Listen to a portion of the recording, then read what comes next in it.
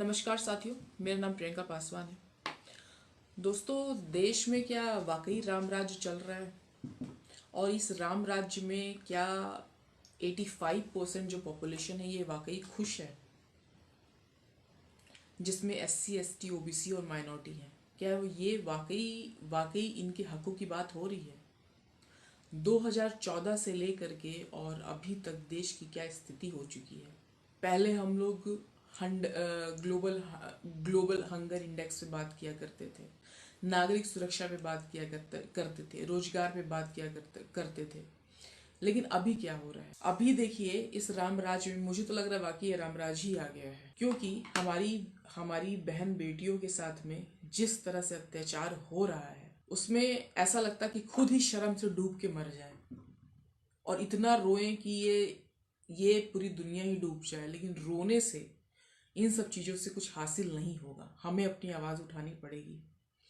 अभी वैशाली में इस कदर की मानसिकता है कि वैशाली में वहाँ के ठाकुरों ने एक एक लड़की को, एक बच्ची को उठा लिया और उसके माता पिता जब पंचायत में गए तो वहाँ पे ये बोला गया कि ठीक है, तुम्हारी बेटी आ जाएगी 2 दिन के बाद में, जब उनका मन भर जाएगा। तो मतलब ये पुराने वाले टाइम का ही सारी बातें हैं, संविधान लागू होने से पहले, कि ठीक है, बहू बेटियां हैं, शादी शादी अगर हुई है तो पहली बार हम ठाकुरों के पास में, हमारे ब्राह्मणों के पास में आएंगे, शुद्धिकरण होगा, उसके बाद तुम्हारे पास जाएगी तुम्हारी दुल्हन।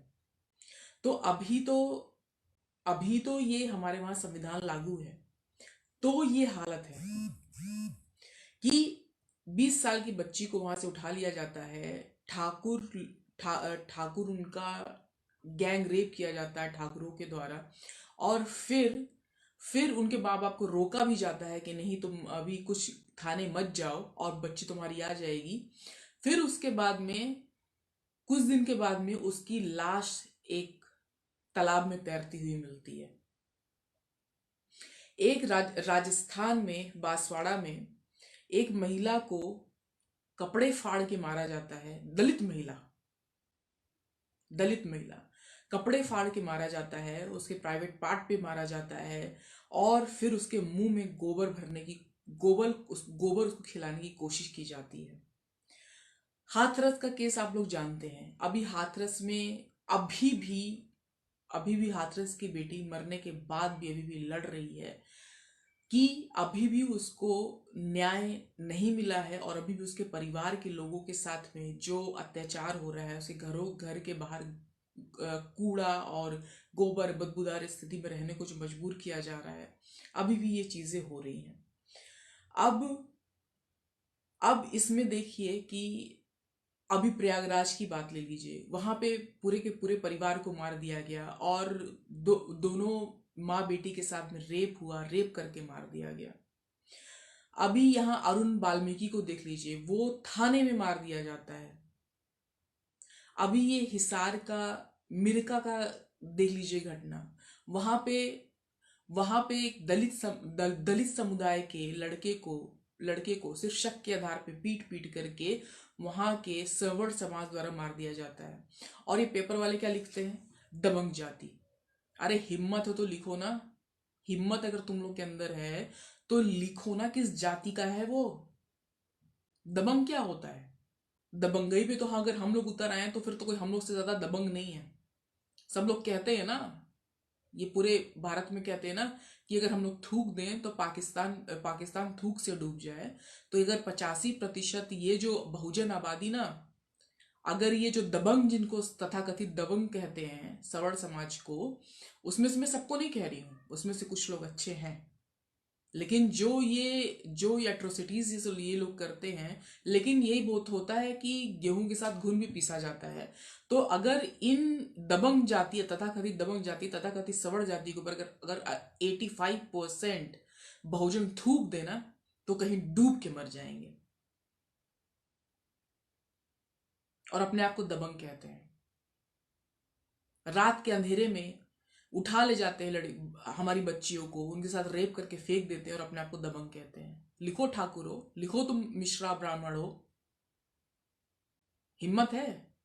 और किसी भी गोदी मीडिया में ये सारी चीजें नहीं दिखाई जाती हैं। अगर हमारे पास सोशल मीडिया ना हो तो ये सारी चीजें हमें नहीं पता चलेंगी। तो मेरा सबसे अनुरोध यही है कि ये सोशल मीडिया पे आप लोग अपनी बातें बहुत ज्यादा रखिए, ताकि कम से कम हर जगह से आवाज उठ सके।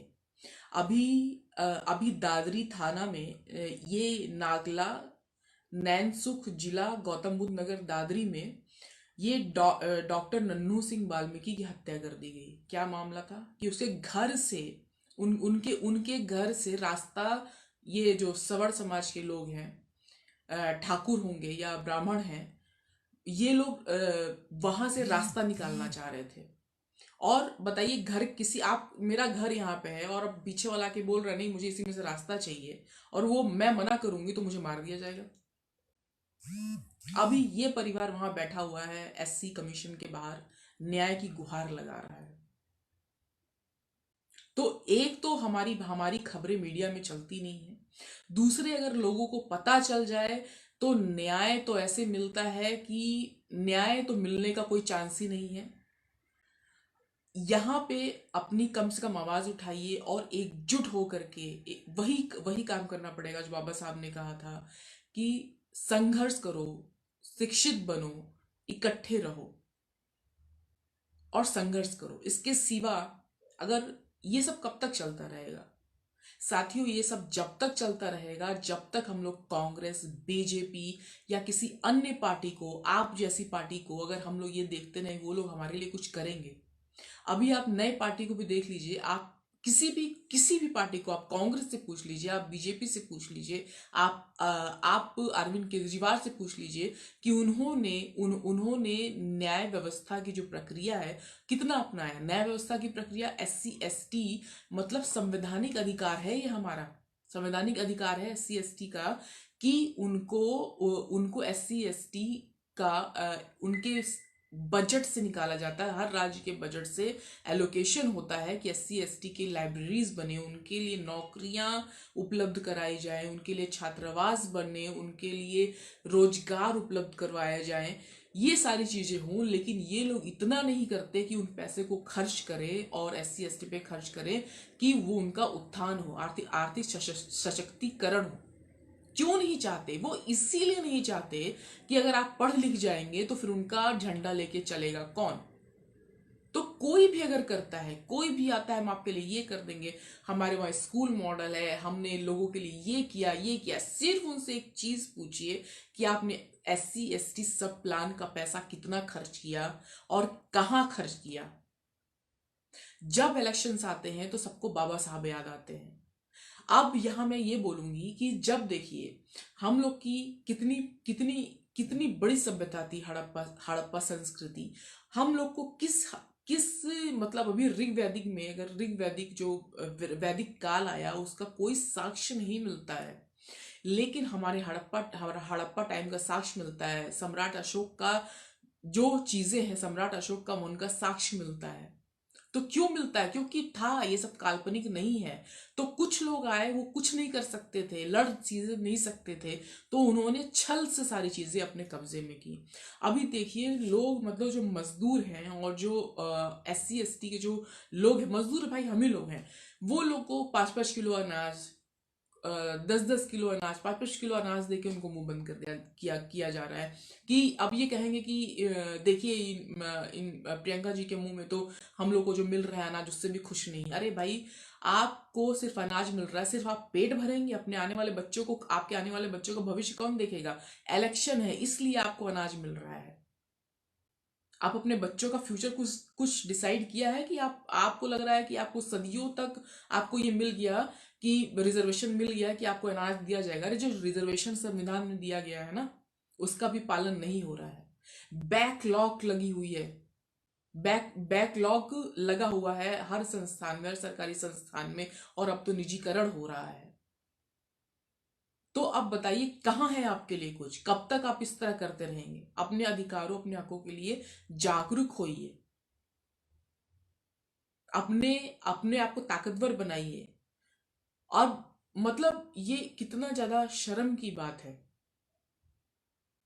कि सिर्फ जब इलेक्शन आता है तो बाबा साहब का नाम लिया जाता है। अब देखिए, ये जो मैंने हड़प्पा का और हड़प्पा सभ्यता का जोड़ा, तो हम लोग तो बहुत ज्यादा ताकतवर लोग थे। तो ये लोग ने कैसे किया होगा? इन्होंने ऐसे ऐसे ही किया होगा कि नहीं ठीक है, हम तुम इतने अच्छे हो, तुम इतने अच्छे हो, तो बड़ाई है तुम्हारा, नमस्कार है, हाथ जोड़ के पैर पकड़ करके बिठा दिया गया, और उसके बाद में फिर धीरे धीरे धीरे धीरे धीरे करके गुलाम बना दिया गया। और आज स्थिति क्या है? आज ये बोला जाता है SC ST को, अरे वो देखो, अब वो उसकी इतनी औकात हमारे साथ में बैठा हुआ है, जबकि उनकी औकात नहीं है हमारे साथ में बैठने की।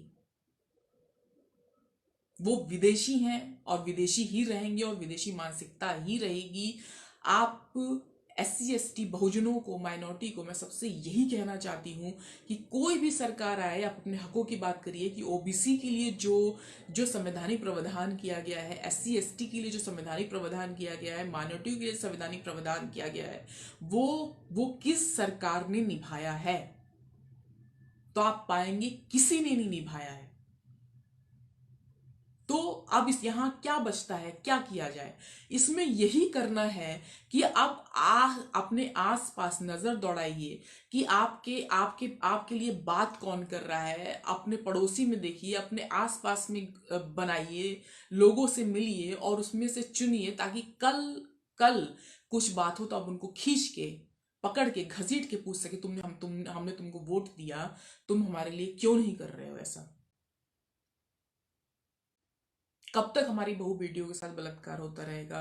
कब तक हमारे युवा युवा युवा बच्चों को शक के आधार पे, तो बेवजह बेबुनियादी बातें कि शक के आधार पे मारना, उनको मारना ही था तो उन्होंने मार दिया। कब तक जमीन SC ST की छिनती रहेगी? तो ये जब ही होगा जब हम लोग जागरूक होंगे, हम लोग अपने संवैधानिक अधिकारों को जानेंगे। अगर आपने जय भीम मूवी देखी है तो एक आदिवासी महिला सिर्फ और सिर्फ अपने संवैधानिक अधिकारों को जान करके अपने पीछे पीछे पुलिस थाने वालों को पैदल पैदल चलाकर अपने घर तक आई, सिर्फ अपने संवैधानिक अधिकारों को जान करके। तो अपने संवैधानिक अधिकार जानिए। और मैं यहाँ ये भी कहूंगी, अभी भी कुछ लोग ऐसे हैं जो बहुजन में हैं और वो बोलते हैं बाबा साहब ने उनके लिए क्या किया। मेरी ही कम्युनिटी के लोग, पासी समाज के ही लोग ऐसा कहते हैं कि बाबा साहब ने पासियों के ऊपर जरायम एक्ट लगा तो उन्होंने नहीं हटाया। लेकिन मैं ये कहूंगी कि बाबा साहब के हाथ में संविधान लिखने का जब आया तो इतने अत्याचारी सवर्ण समाज था, उनको भी बाबा साहब ने बराबर का अधिकार दिया। वो भी कुछ चाहते तो कुछ उनको कुछ भुगतान या कुछ ऐसे हिसाब से दंडित करने की चीजें करते, लेकिन बाबा साहब ने ऐसा नहीं किया। तो एक बात तो सब लोग कान खोल के सुन लें कि बाबा साहब ने पूरे समाज के लिए, पूरे भारत वासियों के लिए संविधान लिखा है, और ये संविधान सबके ऊपर समान रूप से ही लागू होता है। तो किसी के बहकावे में ना आए। संविधान जब तक है तब तक हम हैं। जय भीम, जय संविधान। नेशनल दस्तक की आपसे गुजारिश है कि अगर इसको बचाना चाहते हैं तो नेशनल दस्तक को सब्सक्राइब करने के लिए रेड कलर के सब्सक्राइब बटन को दबाएं, फिर बेल आइकन की घंटी दबाएं। नेशनल दस्तक को बचाने के लिए बहुत जरूरी है कि हर खबर को शेयर करें, लाइक करें, कमेंट जरूर करें।